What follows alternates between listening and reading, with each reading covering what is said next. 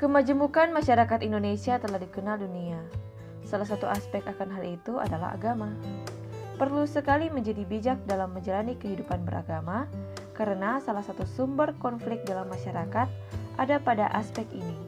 Ada upaya untuk membuat para pemeluk agama dapat menjalani kehidupan yang normal dengan berdampingan secara damai. Upaya itu adalah moderasi beragama. Bangsa ini memiliki keberagaman dan kekayaan dalam budaya dan kepercayaan yang dianut oleh masyarakatnya.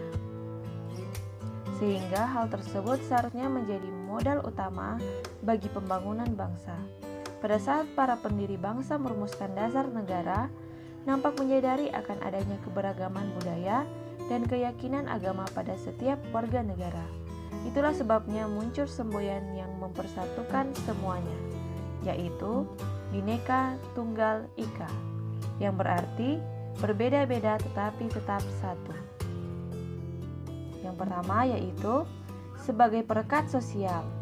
Agama berfungsi mempersatukan orang-orang melalui simbolisme, nilai dan norma bersama. Yang kedua yaitu sebagai kontrol sosial. Agama berfungsi untuk mendorong konformitas. Yang ketiga, sebagai memberi makna dan tujuan, memberikan rasa nyaman, aman bagi manusia dalam menjalankan kehidupan di dunia. Ketika seseorang menjalani kehidupan keagamannya secara bebas dan tidak mendasar, maka ia cenderung ke arah liberalitas agama yang tentunya berujung pada keyakinan keagamaan yang sekuler.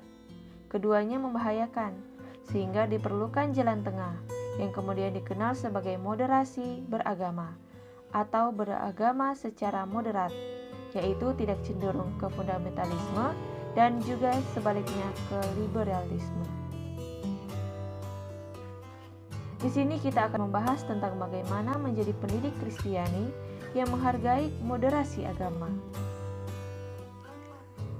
Menjalani hidup beragama dan berdampingan dengan pemeluk agama lain dibutuhkan sikap dewasa yang moderat, sebab pemikiran yang sempit mengenai keyakinannya akan bermuara pada pertikaian.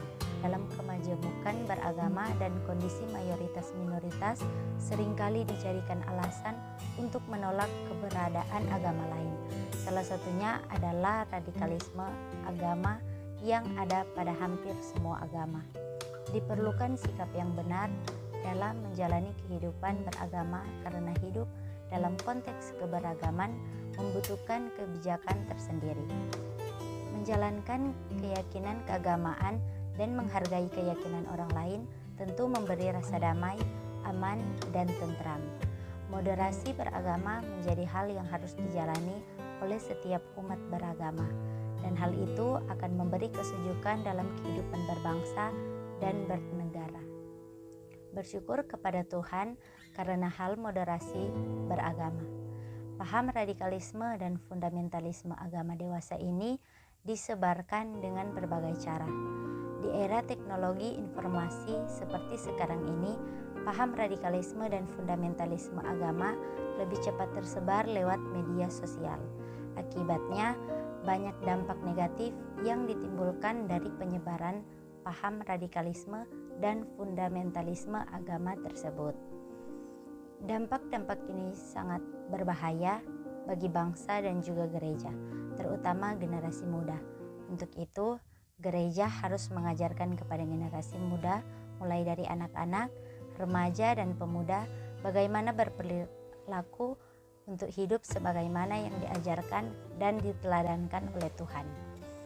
Dalam hal ini, Yesus menjadi role model dalam radikalisme perdamaian, yakni cinta kasih keadilan, kesetaraan, dan kemanusiaan, memiliki pengaruh pada generasi muda berupa perkembangan sifat destruktif dan keras, hilangnya rasa cinta tanah air, rusaknya pemikiran kaum muda, munculnya paradigma yang salah, dan memicu pemikiran yang kritis. Bahaya radikalisme fundamentalisme agama sangat mengancam generasi muda, karena generasi muda adalah harapan dan penerus bangsa dan gereja. Peran gereja dalam PAK dapat diwujudkan dalam kurikulum-kurikulum dengan metode dan materi yang sangat berhubungan dengan pendidikan, pengajaran, pembinaan tentang karakter Kristiani. Melalui pendidikan agama Kristen juga, adalah perwujudan orang Kristen melakukan perintah Yesus sebelum dia naik ke sorga. Gereja perlu menginterpretasi pemahaman yang tepat mengenai kitab suci, terutama Alkitab, karena gereja merupakan pihak yang paling bertanggung jawab dalam pelaksanaan PAK. Meski memang ruang lingkup PAK tidak hanya terjadi dalam komunitas gereja, PAK dapat dilakukan di dalam keluarga ataupun lingkungan sekolah.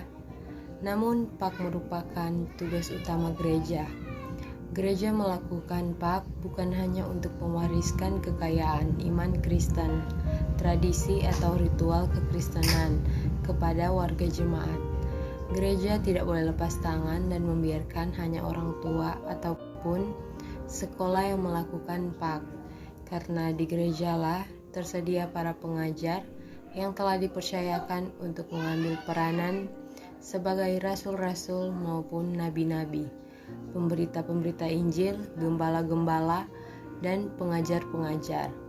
Dalam Efesus 4 ayat 11, pendidikan agama Kristen memiliki peran yang sangat penting untuk menjadi dasar dari perilaku kaum intelektual sebagai generasi penerus bangsa. Pengajaran Kristiani didasarkan oleh kasih sebagaimana seharusnya dimiliki seorang murid Kristus. Dikatakan di dalam Yohanes 13 ayat 34, kasih yang dipraktikkan dalam keseharian sebagai umat percaya yang mendapatkan pendidikan agama Kristen atau yang sebagaimana seharusnya diajarkan di PAK berupa kasih yang membedakan orang percaya dari penganut paham lainnya, yaitu kasih yang tidak pandang bulu dan tidak memerlukan imbalan apapun, meskipun objek kasihnya tidak layak dikasihi. Sebagai alat menghadapi radikalisme, peran PAK adalah memperlengkapi umat Kristen termasuk generasi muda dengan tradisi iman dan selalu terbuka dan menghargai keberadaan agama lain dan sesama ciptaan Tuhan. Selain berbagai upaya yang disampaikan seperti moderasi beragama, dibutuhkan peran aktif masyarakat yang ada di dalamnya.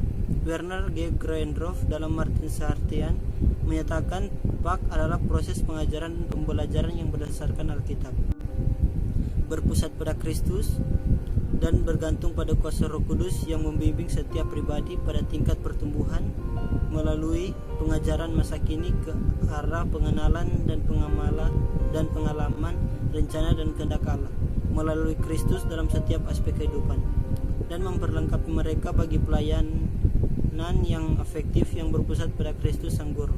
Ruwi Hastuti mengungkapkan bahwa PAK adalah pendidikan yang memberikan landasan iman Kristen kepada setiap orang, baik melalui keluarga, gereja, dan sekolah.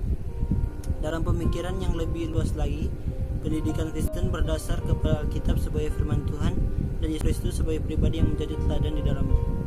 Melalui pendidikan Kristen diharapkan peserta didik tercerahkan dan bahkan sampai kepada pengenalan akan Kristus. Itulah sebabnya jika pendidikan agama Kristen ditarik pada partisipasi masyarakat untuk beragama secara moderat, maka sudah seharusnya ia berperan secara aktif di dalamnya. Orang Kristen yang berhaluan radikal ataupun sekuler akan terbina melalui pembelajaran PAK karena dasar dan orientasinya memang diperlukan tindakan nyata dalam mengimplementasikan moderasi beragama secara baik dan bertanggung jawab pada kalangan umat Kristen. Materi pembelajaran pendidikan agama Kristen atau PAK perlu mengakomodir topik moderasi beragama sebagai upaya mencegah munculnya bibit-bibit radikalisme dalam lingkungan sekolah dan kampus. Penerapan materi ini diperlukan upaya yang sungguh-sungguh dari semua pihak yang berkepentingan di dalamnya.